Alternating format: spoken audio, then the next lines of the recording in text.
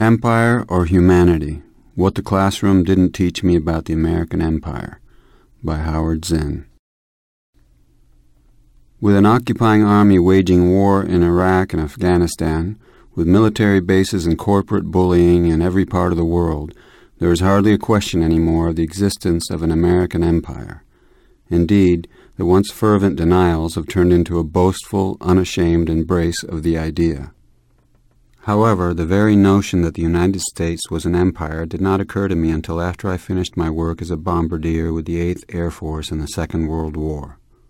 Even as I began to have second thoughts about the purity of the good war, even after being horrified by Hiroshima and Nagasaki, even after rethinking my own bombing of towns in Europe, I still did not put all that together in the context of an American empire. I was conscious, like everyone, of the British Empire and the other imperial powers of Europe, but the United States was not seen in the same way. When, after the war, I went to college under the GI Bill of Rights and took courses in U.S. history, I usually found a chapter in the history text called The Age of Imperialism. It seemed that American imperialism lasted only a relatively few years.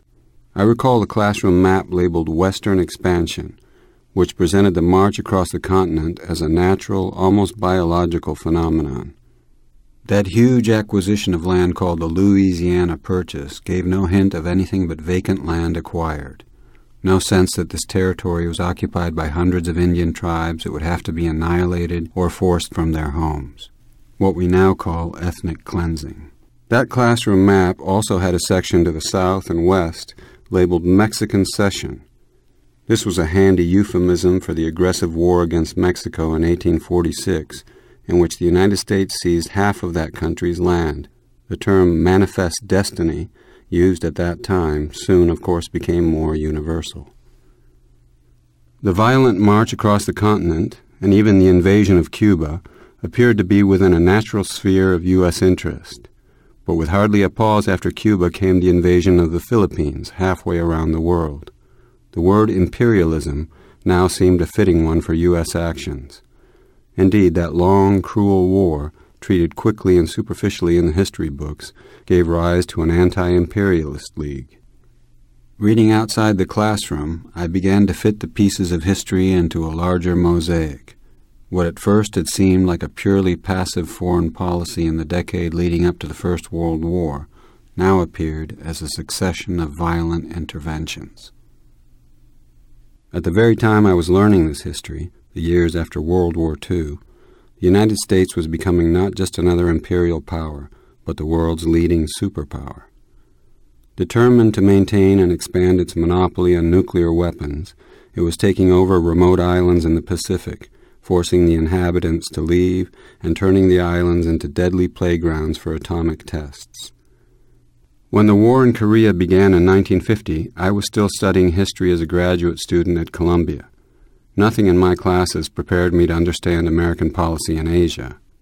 It seemed clear to me then that it was not the invasion of South Korea by the North that prompted U.S. intervention, but the desire of the United States to have a firm foothold on the continent of Asia, especially now that the communists were in power in China.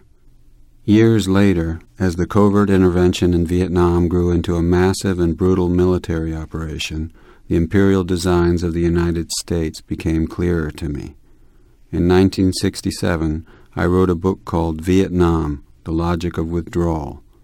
By that time, I was heavily involved in the movement against the war. When I read the hundreds of pages of the Pentagon Papers entrusted to me by Daniel Ellsberg, what jumped out at me were the secret memos from the National Security Council. Explaining the U.S. interest in Southeast Asia, they spoke bluntly of the U.S. motives as a quest for tin, rubber, oil. No anti-war movement in the history of the nation reached the scale of the opposition to the war in Vietnam. At least part of that opposition rested on an understanding that more than Vietnam was at stake, that the brutal war in that tiny country was part of a grander imperial design. Various interventions following the U.S. defeat in Vietnam seemed to reflect the desperate need of the still reigning superpower, even after the fall of its powerful rival, the Soviet Union, to establish its dominance everywhere. Was George Bush Sr. heartsick over Saddam Hussein's seizure of Kuwait, Or was he using that event as an opportunity to move U.S. power firmly into the coveted oil region of the Middle East? Given the history of the United States, given its obsession with Middle East oil dating from Franklin Roosevelt's 1945 deal with King Abdul Aziz of Saudi Arabia, and the CIA's overthrow of the Democratic Mossadegh government in Iran in 1953, it is not hard to decide that question.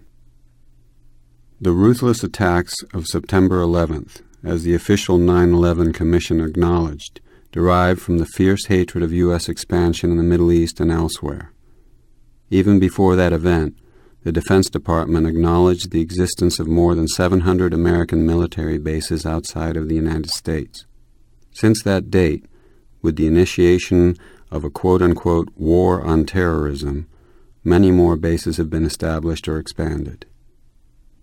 When I was bombing cities in Germany, Hungary, Czechoslovakia, and France in the Second World War, the moral justification was so simple and clear as to be beyond discussion. We were saving the world from the evil of fascism. I was therefore startled to hear from a gunner on another crew that he considered this an imperialist war. Both sides, he said, were motivated by ambitions of control and conquest. We argued about it without resolving the issue. Ironically, not long after our discussion, this fellow was shot down and killed on a mission. In wars, there is always a difference between the motives of the soldiers and the motives of the political leaders who send them into battle. My motive was to help defeat fascism and create a more decent world, free of aggression, militarism, and racism. As George W. Bush said in his second inaugural address, "Spreading liberty around the world is the calling of our time." The New York Times called the speech striking for its idealism. We can hardly ask for a more candid, blunter declaration of imperial design, but with assurances that the motive of this influence is benign, that the purposes are noble, that this is quote-unquote imperialism light. The American empire has always been a bipartisan project. Democrats and Republicans have taken turns extending it, extolling it, justifying it. The rhetoric, often persuasive on first hearing, soon becomes overwhelmed by horrors that can no longer be concealed. The bloody corpses of Iraq, the torn limbs of American GIs, the millions of families driven from their homes in the Middle East and in the Mississippi Delta. Have not the justifications for empire so embedded in our culture and assaulting our good sense that war is necessary for security, that expansion is fundamental to civilization, begun to lose their hold on our minds? Have we not reached a point in history where we are ready to embrace a new way of living in the world, expanding not our military power, but our humanity?